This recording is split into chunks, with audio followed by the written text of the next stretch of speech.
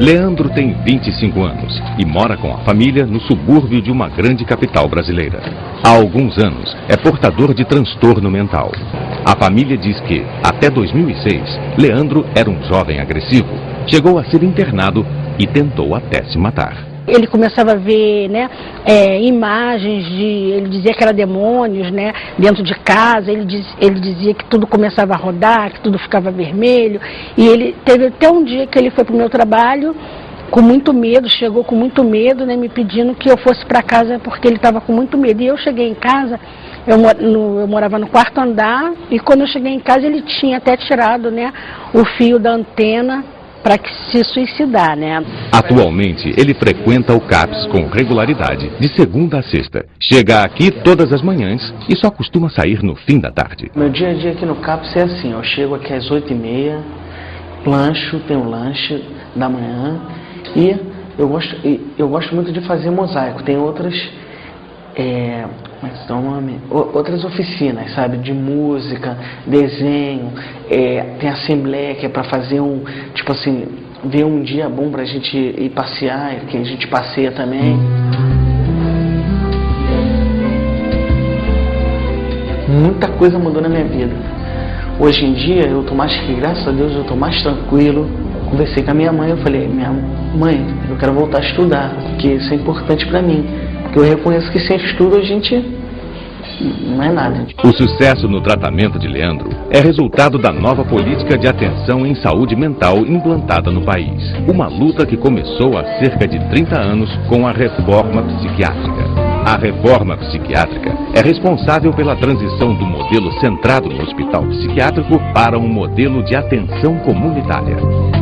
Surgiu no fim da década de 70, motivada pelos próprios trabalhadores de saúde mental após uma série de denúncias de violência nos manicômios e de mercantilização da loucura. No final da década de 80, foi criado o primeiro centro de atenção psicossocial em São Paulo. Na década de 90, entraram em vigor as primeiras normas federais para regulamentar os procedimentos de atenção diária. Em 2001, o Congresso aprovou a Lei 10.216, que determina ao Estado a responsabilidade de consolidar uma mudança do modelo assistencial para garantir o acesso de todos a um tratamento mais resolutivo e menos excludente. Em 2002, as portarias 336 e 189 do Ministério da Saúde regulamentaram e atualizaram as normas de funcionamento dos CAPs, além de destinar recursos financeiros para eles.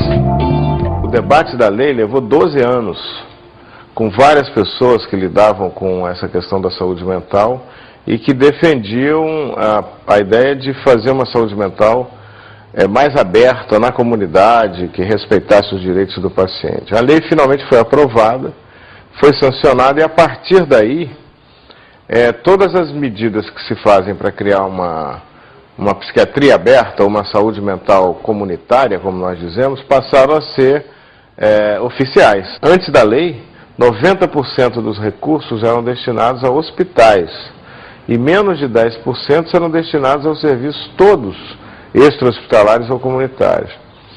Hoje, apenas 6 anos depois da lei, nós já conseguimos virar esse cabo da boa esperança, porque um pouco mais que 50% dos recursos da saúde mental estão hoje destinados ao sistema comunitário e extra-hospitalar. Esta nova política vem transformando o quadro da assistência em saúde mental no Brasil e tem como carro-chefe os Centros de Atenção Psicossocial, os CAPs. Foi o surgimento destes serviços que demonstrou a possibilidade de construção de uma rede substitutiva ao hospital psiquiátrico do país.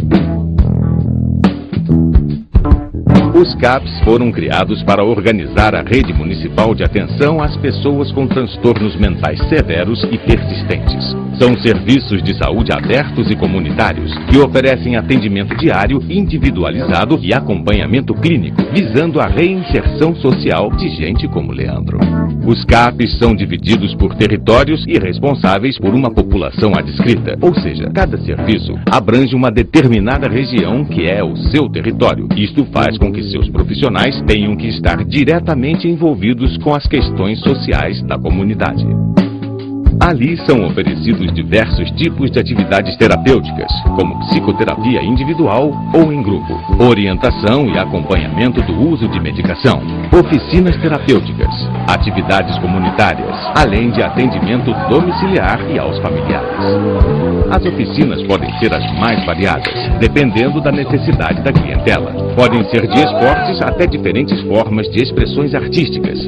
Algumas se tornam até mesmo geradoras de renda. São múltiplas oficinas, perspectivas diferentes do trabalho de oficina, mas cada uma delas oferece uma linguagem diferente, uma linguagem própria de poder estar trabalhando com esses pacientes, Por exemplo, a leitura, a partir de um livro, de um texto, cada um fala um pouco da sua história, A oficina do mosaico, por exemplo, é uma oficina para pacientes cujo recurso da linguagem, eles têm mais dificuldade, Então, assim, tem um objeto concreto, Assim, a produção de uma peça concreta, e é uma maneira deles estarem podendo se inserir por esse viés, Então, assim, tem a oficina da música, a oficina do corpo, são linguagens diversificadas, de você poder inserir esses sujeitos no tratamento e, de alguma maneira, reinseri-los na sociedade. Em setembro de 2007, já existiam 1.133 CAPs no país, nos quais trabalhavam mais de 22 mil profissionais. Mais de 350 mil pacientes já passaram por algum desses centros. A meta estabelecida pelo Ministério da Saúde é de um CAPs para cada 100 mil habitantes.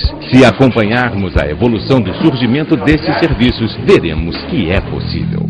No fim da década de 80, havia apenas 6 CAPs. Na década de 90, este número subiu para 179 e chegou a 424 em 2002, quando foi criada a Portaria 336.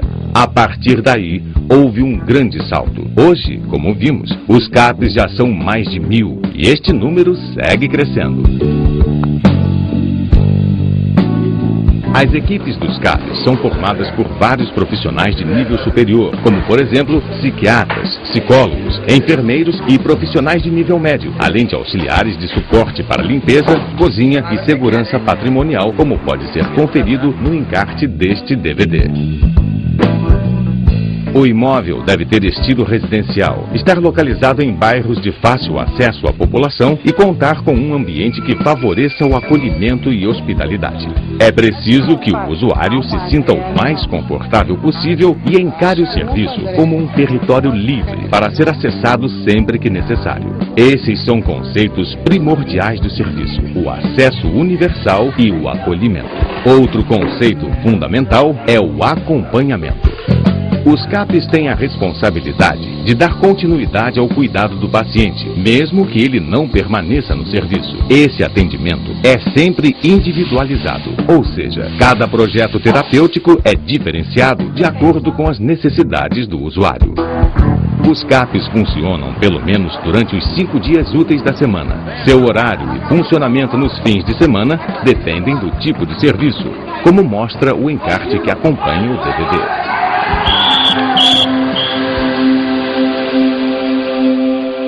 Os CAPs podem fornecer remédios e assessorar usuários e seus familiares quanto à sua aquisição e administração. Essa prática ocorre tanto nos grupos de medicação quanto individualmente. Os CAPs são divididos por tamanho e público-alvo.